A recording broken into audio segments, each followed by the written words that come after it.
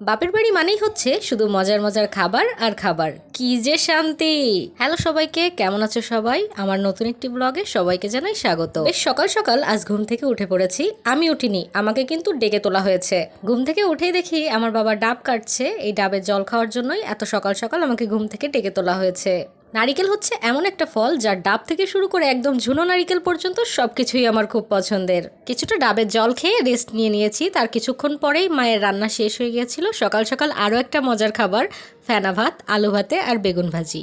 ফেনা ভাত কিন্তু আমার ভীষণ পছন্দ। অনেকে আবার আমাকে খ্যাত বলতে পারো, বাট এটা আমার খুব পছন্দের খাবার। গত বেশ কিছুদিন যাবৎ কোনো ব্লগ আপলোড করা হচ্ছে না, কেননা যাচ্ছে খুব ব্যস্ত সময়। মানে বাড়িতে নতুন ধান উঠেছিল, আমি কোনো কাজ করিনি, তবুও বাড়ির সবাই যেহেতু ব্যস্ত, এই ব্যস্ততার মধ্যে তেমন কোনো ভিডিও করা হয়নি আর ভিডিও আপলোডও করা হয়নি। সকালে খাবার খেয়ে বসেছিলাম, এর মধ্যে হঠাৎ করে ডেলিভারি ম্যান ফোন দিল। আমার একটা পার্সেল এসেছে, সেই পার্সেলটাই এখন তোমাদের সাথে শেয়ার করছি। বেশিরভাগ সময় পার্সেল আসলে আমার মনেই থাকে না যে কি অর্ডার করেছিলাম। পার্সেল খুলে দেখতে হবে, তারপর বুঝতে পারবো যে কি অর্ডার করেছি।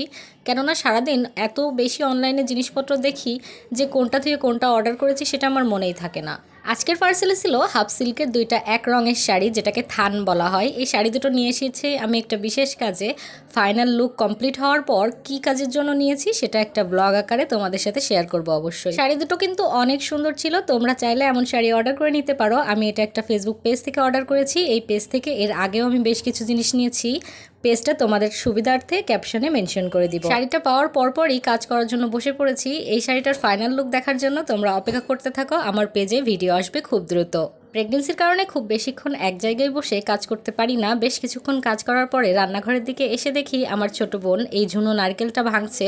আজকে নাকি এটা দিয়ে কিছু একটা রান্না হবে। কি রান্না হবে সেটা অবশ্য এখনও আমি জানি না, যেহেতু সে আমাকে এখনও কিছু বলছে না, শুধু হাসছে। বুঝলাম অবশ্যই আমার পছন্দের কিছু রান্না হবে, তাই আমার সাথে এমন লুকোচুরি। বাপের বাড়ি আসার পর থেকে প্রতিদিনই কিছু না কিছু পছন্দের খাবার রান্না হয় এখানে। এটাই তো বাপের বাড়ির মজা। সব মেয়েরা এই জন্যই হয়তো প্রেগনেন্সিতে বাপের বাড়ি থাকতে চায়, যেহেতু তাদের পছন্দ অপছন্দ, তাদের ভালো লাগাটা তাদের বাড়ির মানুষ মানে নিজের মানুষরা ছাড়া আর কেউই খুব একটা বোঝে না। যার জন্য সবাই হয়তো এই সময়টাতে বাপের বাড়ি থাকতে চায়। যা ভেবেছি ঠিক তাই, আমার খুব পছন্দের একটা তরকারি রান্না করা হচ্ছে আজকে। এটাকে আমরা বলি তেল পটল।